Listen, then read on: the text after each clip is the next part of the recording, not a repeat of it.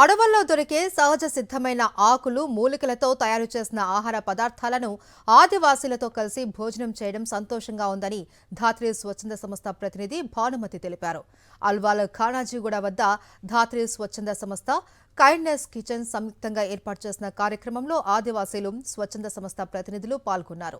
ఆదివాసీలతో కలిసి భోజనం చేయడంతో పాటు సాంస్కృతిక నృత్యాలు చేస్తూ సందడిగా గడిపారు. ఆహార పదార్థాలలో ఎలాంటి నూనెలు, ఇతర పదార్థాలు వాడకుండా సహజ సిద్ధంగా లభించే ఆకులు, పండ్లతో తయారు చేసినట్టు తెలిపారు. అత్యంత పౌష్టిక ఆహారాన్ని గత వందల సంవత్సరాల నుంచి ఆదివాసీలు తీసుకుంటూ అనారోగ్యాల బారిన పడకుండా ఉంటున్నారని వెల్లడించారు.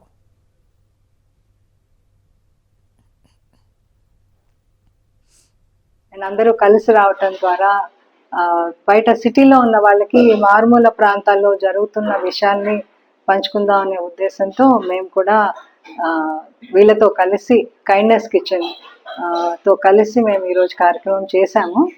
ఈరోజు చేసిన వంటకాలు అడవి నుంచి తీసుకొచ్చిన ఇప్పపూల నుంచి, అలాగే రకరకాలైన ఆకుకూరలు ఉన్నాయి.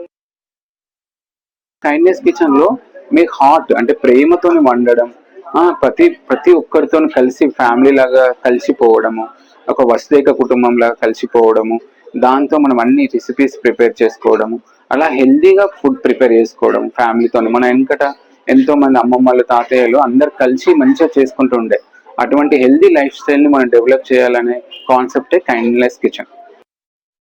మెన్యూ అంటే వైల్డ్ ట్రైబల్ ఫుడ్ అని పెట్టుకున్నాము. దాంట్లో వీగన్ వచ్చేసి ఎలా ఆ ఫుడ్ కూడా వీగన్ చేయొచ్చు ఎట్లా అనేసి మేము ట్రై చేస్తున్నాము ఇక్కడ. సో మెన్యూ అంటే బ్యాంబూ షూట్ సూప్స్ తో, మహువా ఫ్లవర్స్ తో, ఏదో రేర్ హర్బ్స్ తో ఈరోజు మేము తయారు చేసినాము.